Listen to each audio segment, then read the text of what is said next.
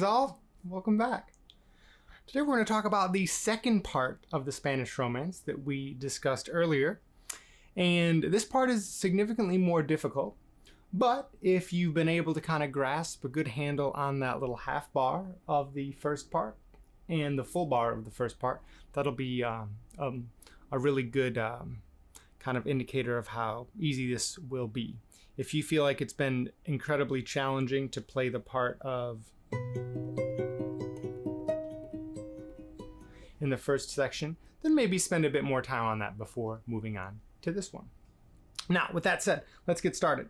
So go ahead and view or download that page of the Spanish Romance Part 2 that is posted on the website, and we will get right to it. Now, this one again is printed in tablature, and although we'll have a note reading series that is happening at the same time, we've yet to go all the way up that high on the fingerboard to read these notes. So with that said, we are going to read the tab. Now, for one thing that you might have noticed, there's a different key signature. In the first one, there's only one sharp. In this one, there's 4 sharps. So we have gone from the key of E minor in the first part to now E major in the second part. So a lot from minor to major. This will sound a bit happier, if you will. I often play the second part at weddings, but I do not play the first part, of course, because it has that minor feel, though I do love the first part. Anyways, that said, you'll notice there's a good amount of stretches off the bat. So that very first one, we're not playing that third string open, we're playing that third string first fret. And this really changes us from minor to major. We had G natural, now we have G sharp. So that very first chord. Same finger pattern, same ring middle index as far as our picking hand. Same pattern as far as the bass note every third time. We just have different material. So we'll have that. 4, 2, 1. That second chord is quite hard to land. We have a bar on the second fret. We have our pinky finger on the second string 5th fret and our ring finger on the 4th string 4th fret. That's pretty tough to get to in just one little swoop. So what I would recommend doing is coming from this chord, which ends up being this. This is the last thing we play in that first measure. We have coming from this to that next shape. So spend a lot of time, in small segments of course, making that transition. So we're here, and then we're here.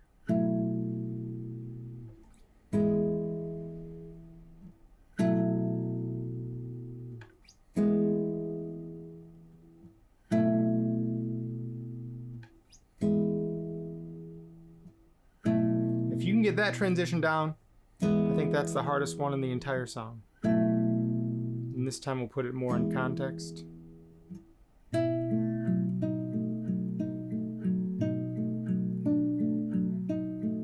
We notice that pinky finger moved back 1 single fret. Middle finger, back to pinky finger. The next transition, you'll notice we have a 7th fret bar. And again, whenever we see on the page B Roman numeral or C Roman numeral, that is indicative that we have a bar or capo. So in this case, bar on the 7th fret. Go down to that 7th fret, and it looks like we have 7, 8, and 9. Same chord. We stretch to 11.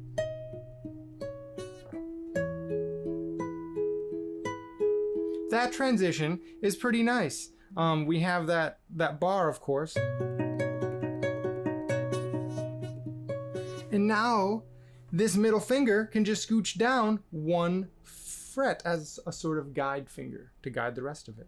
And when we're at this chord, the one that says 999, 999, keep that index finger on that 7th fret before. Because then you can just take that pinky finger off and have the next chord. we're going to keep that chord and go up to 11. 9, 11, little half bar on the 9th fret.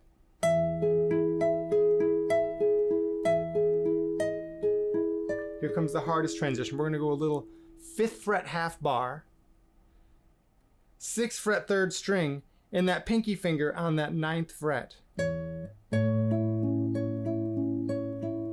A bit of a tough transition to get that on time. So we had, for instance, and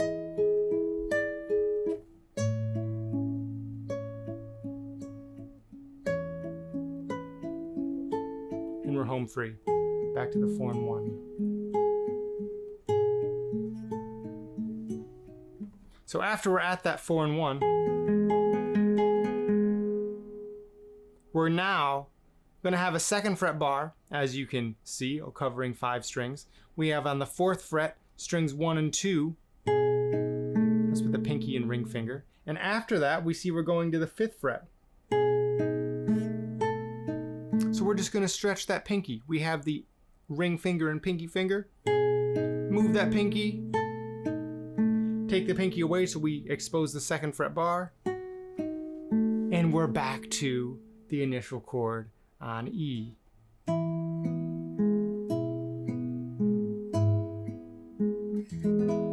Now you'll notice that just like on the first part of the Spanish Romance, we do end the same way, except now instead of G, we have G sharp. So we had that in the first in the first section. Now in this section, we have 3rd fret 1st string, 2nd fret 4th string,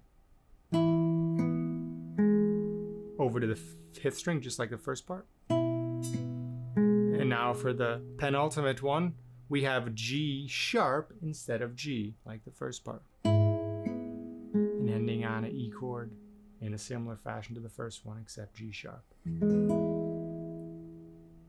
And there you have it. Now, once this is comfortable, I think it'll be a real pleasure, but initially it's going to be challenging. It's going to be frustrating.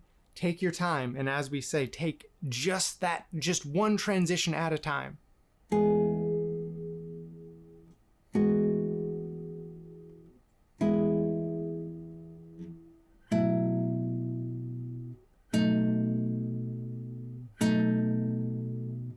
I sometimes just like to play them as chords rather than arpeggios to get the transition.